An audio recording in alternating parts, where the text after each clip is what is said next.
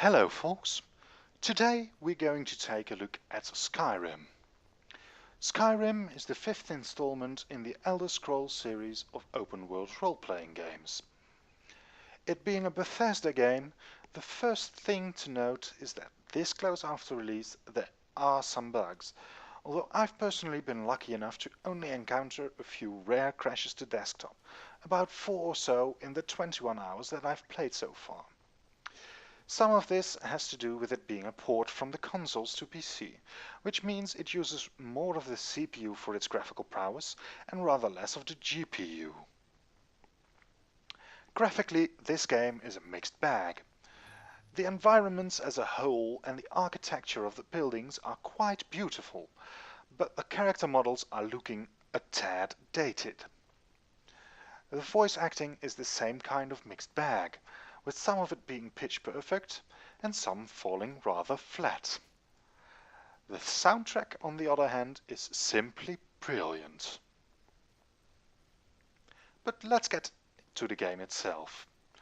While some elements of the interface were clearly designed with consoles in mind, it works well on PC, even if it's not always the smoothest experience.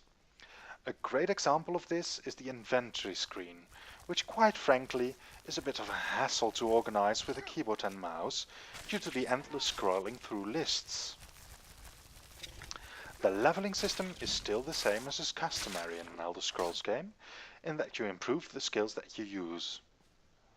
After enough of these mini level ups, you get a full level, and the choice to improve your health, magicka or stamina, and you get the possibility to put a point towards a certain perk.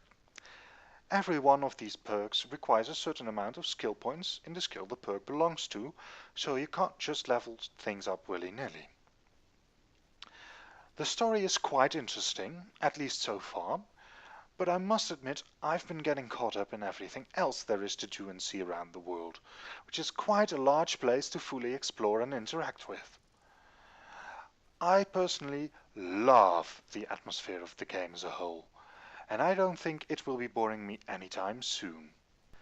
Even should it become boring to me anytime soon, the big reason to get this game for PC, if you can and your PC can handle it, is the amount of mods that there will doubtlessly be soon enough.